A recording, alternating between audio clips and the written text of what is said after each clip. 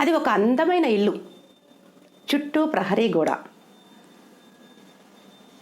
దాంట్లో ఎన్నో రకరకాల పూల మొక్కలు, పూల చెట్లు, ఎంతో ఆహ్లాదకరంగా ఉంటుంది అక్కడ వాతావరణం. అక్కడ సాయంత్రం వేళ రామనాథం గారు కూర్చున్నాడు. ఉపాధ్యాయుడే కదా, రిటైర్మెంట్ అయ్యాడు. స్కూల్లో పిల్లల్ని ఎంత క్రమశిక్షణగా ఉంచాడో ఇప్పుడు ఇంట్లో కూడా పూల మొక్కలని అంతే క్రమశిక్షణగా పెంచుతున్నాడు. ఇంట్లో నుండి వేదవతి వచ్చి, ఏమండి కాఫీ తీసుకోండి అంటూ కూర్చుంది పక్కనే. అలా సాయంత్రం వేళ ఇద్దరూ కూర్చునే అలవాటు ఉంది. అలా కబుర్లాడుతూ ఉంటారు ఎప్పుడు.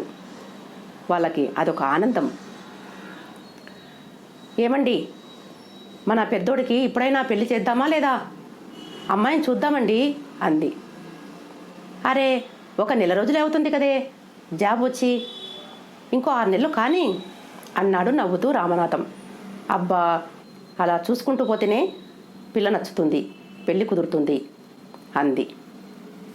సరేలే చూద్దాం, మరి తర్వాత చిన్నోడి కూడా చేయాలి కదా అంది. వాడు ఇంకా ప్రైవేట్ స్కూల్లోనే ఓ టీచర్గా పనిచేస్తున్నాడు. రామనాథం గారికి 2 అబ్బాయిలు. పెద్ద అబ్బాయి మహేష్ ఓ గవర్నమెంట్ జాబ్ సంపాదించుకున్నాడు. చిన్న అబ్బాయి మనోజ్ ప్రైవేట్ స్కూల్లో టీచర్గా పనిచేస్తున్నాడు. తల్లి ఆరాటం 2 కొడుకులకి పెళ్ళిళ్ళు చేస్తే కోడళ్ళు వస్తారు కదా అని. అలా కొద్దిసేపు కబుర్లాడుతూ కూర్చున్నారు. అలా రోజులు దొర్లుతున్నాయి.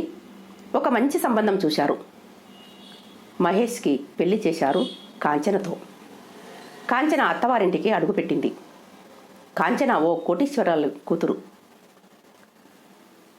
అలా వేదవతి గారు అందరికీ, ఇరుగు పొరుగు వారికి అందరికీ చెప్తుంది, నా కోడలు ఎంతో కోటీశ్వరాలు కోడల్ని తెచ్చుకున్నాను నేను అంటూ ఎంతో గర్వంగా చెప్పుకుంటుంది అందరికీ.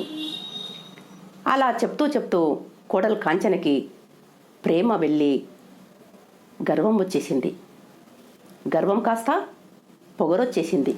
అత్త ఇచ్చిన చెలవే మరి. అలా కాస్త కాలు మీద కాలేసుకొని కూర్చొని తల పొగరుతో ఉండేది కాంచన. ఏం చేస్తాం, అత్తగారు కోడలు కోటీశ్వరులు కదా అనుకుంటూ చేసి పెట్టేది. అలా 2 నెలలు గడిచిపోయాయి. చిన్న కొడుకు మనోజ్ ఓ అమ్మాయిని ప్రేమించాను, పెళ్లి చేసుకుంటాను అన్నాడు. ఎవరా అన్నారు. అన్నయ్య గారి పెళ్లిలో ఓ అమ్మాయిని చూశాడట. ఆ అమ్మాయిని ఇష్టపడి ప్రేమించారు. అలా ప్రేమ కాస్త పెళ్లి దాకా వచ్చేసింది. చూసొచ్చారు, కానీ అత్తగారికి నచ్చలేదు. ఏంట్రా, పేదమ్మాయిరా, వద్దు, అమ్మాయి వద్దురా అంది ఎంతో. కానీ మనోజ్ వినలేదు. నేను అదే అమ్మాయిని చేసుకుంటాను అన్నాడు. రామనాథం గారు ఒప్పించారు. అమ్మాయి బాగుందే, సరే చేద్దాం, డబ్బుతో ఏముంది అన్నాడు. ఇక వేదవతి నోరు మూసుకుంది. అలా పెళ్ళైపోయింది గంగతో. చిన్న కోడలు గంగ అత్తవారింట్లోకి అడుగుపెట్టింది. అయితే ఇక్కడ డబ్బున్న అహంకారం కాస్త అత్తాకోడలకి ఇద్దరికీ నాటుకుపోయింది. చిన్న కోడలు గంగని ఎంతో పని మనిషిలా చూడసాగారు. ఇంట్లో అంతా పని చేసి పెట్టేది. పెద్ద కోడలు రూమ్లో ఏదో పుస్తకం చదువుతూ అసలు వంటగదిలోకే రాదు. అత్తగారే. పాపం మొత్తం పనంతా గంగతో సరిపోయేది. ఎప్పుడు ఎవరితో ఏది అనకుండా, ఎదురు సమాధానం చెప్పకుండా పని చేసుకుంటూ వెళ్ళేది గంగ. ఇదంతా గమనిస్తున్నారు తండ్రి కొడుకులు. ఏంటి అమ్మ ఇలా మారిపోయింది అన్నాడు ఒకరోజు తండ్రితో కొడుకు. ఏమోరా, డబ్బు పిచ్చి, డబ్బు ఇలా మార్చేస్తుంది మనిషిని, ఇలా దిగజారుస్తుంది కూడా అన్నాడు రామనాథం. కానీ ఏమీ చెప్పలేకపోయాడు, ఎవరితో ఏమీ అనలేకపోయారు. అలా రోజులు గడుస్తూ ఉన్నాయి. ఒకరోజు జ్యూస్ కలిపి అందరికీ ఇస్తుంది గంగ.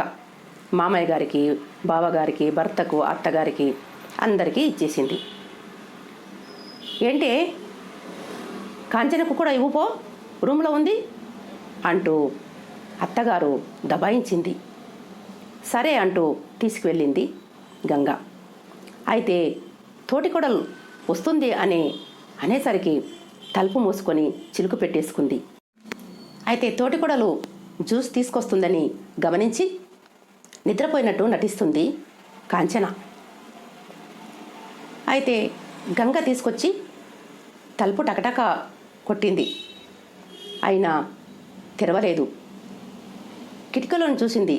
అయ్యో పడుకుంది కదా అంటూ అక్కడే సోఫాలో కూర్చుంది గంగ. ఎంతసేపటికి రాకపోయేసరికి అత్తగారు వచ్చి చూసింది. ఏమిటే, కింద ఎవరు చేయాలి పనులు, ఇక్కడొచ్చి కూర్చున్నావు అంటూ గదమాయించింది. లేదత్తయ్యా, అక్కగారి కోసం జ్యూస్ తీసుకొచ్చాను కదా, ఆవిడేమో పడుకుంది అంది. ఏమిటా చప్పుడు అంటూ తలుపు తెరిచింది గాంచన. ఏమీ తెలియనట్టు నంగనాచిలా. చూడమ్మా, ఎంతసేపటి నుంచి ఇక్కడే కూర్చుంది అంటూ ఫిర్యాదు చేసింది అత్తగారు. అయ్యో లేపకూడదా నన్ను అంది. అయ్యో తలుపు కొట్టానక్క, నువ్వే పడుకున్నావు అంది. ఇక్కడివ్వు అంటూ తీసుకుంది. అలా అత్తగారు కోప్పడేసరికి ఏడ్చుకుంటూ వంటగదిలోకి వెళ్ళింది గంగ. ఇదంతా గమనిస్తున్నారు మామయ్య, భర్త మనోజ్. ఏంటి గంగ, ఏమైంది అంటూ దగ్గరికి వచ్చాడు మనోజ్. చూడండి, 6 నెలలు అయింది కదా పెళ్ళయి, అప్పటి నుంచి నేను ఎంతో అందరికీ చేసి పెడుతున్నాను కదా, ఒక్క మాటైనా చెప్పానా మీకు? కానీ నన్ను చదువు రాదు, డబ్బు లేదు అంటూ హేళన చేస్తుంది కాంచనక్క. అత్తయ్య గారైతే నన్ను ఒక పని మనిషిలా చూస్తుంది అంటూ బోర్న ఏడ్చింది గంగ. ఊరుకో అని సముదాయించాడు భర్త. ఇదంతా కిటికీల నుంచి చూస్తున్నాడు రామనాథం. ఏమండి, ఒక విషయం అడుగుతాను, నాకు ఒక పరిష్కారం చెప్పాలి మీరు అవునంటేనే నేను చెప్తాను అంది గంగ. ఏమిటో చెప్పు. ఏం లేదండి, నేను చదువుకుంటాను, నాకు చదవాలనే ఉందండి, నేను తప్పకుండా చదివి ఓ ఉద్యోగం సంపాదిస్తాను అంది గంగ. సరే చదువుకో, దాంతేముంది అన్నాడు. ఇదంతా రామనాథం గమనించి మరుసటి రోజు అత్తా కోడళ్ళు పెద్ద కోడలతో గుడికి వెళ్ళింది అత్తగారు. ఇక పెద్ద కొడుకు ఆఫీస్కి వెళ్ళాడు. చిన్న కొడుకు రెడీ అవుతున్నాడు. అప్పుడే రామనాథం కోడల దగ్గరికి వచ్చి, చూడమ్మా గంగ, నువ్వు నిన్న అన్న మాటలు నేను విన్నాను. నీకు ఎంత చదవాలనిపిస్తే చదువు, నేను నీకు అండగా ఉంటాను, సరేనా అన్నాడు. అలా మామగారి అంటతో భర్త సహకారంతో చదువుతుంది గంగ. ఏది కావలిస్తే అది బుక్స్ తెచ్చిపెడుతున్నాడు మనోజ్.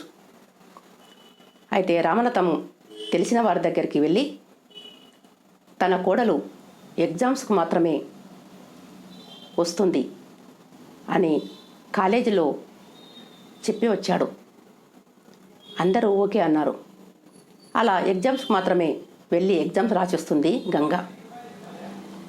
రోజు గుడికని ఎక్కడికో బయటికని తీసుకువెళ్ళి కోచింగ్ చెప్పిస్తున్నాడు మనోజ్. ఇక్కడ అత్తాకోడలు మాత్రం ఎక్కడికి వెళ్తుంది, అబ్బో గంగకి పొగరెక్కింది, పని పాటలు ఏం చేస్తలేదు అసలు అంటూ అత్తగారు తోటికోడలు ఎంతో తిట్టుకుంటున్నారు గంగని.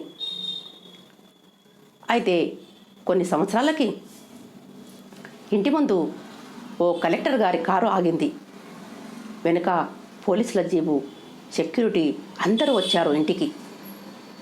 ఎవరా అని చూశారు. అయ్యో అత్తయ్య, కలెక్టర్ గారి కారు వస్తుంది, మన ఇంటికి పోలీసులు వస్తున్నారు, ఎందుకో అంటూ భయంతో చెప్పింది కాంచన. ఎవరా అంటూ బయటికి వచ్చారు. అప్పుడే కారులో నుండి గంగ కలెక్టర్గా దిగింది. అందరూ ఒక్కసారిగా షాక్ అయ్యారు అత్తాకోడళ్ళు. ఇక భర్త మామగారైతే కూల్గా కూర్చున్నారు. హడావిడిగా వచ్చేసింది గంగ.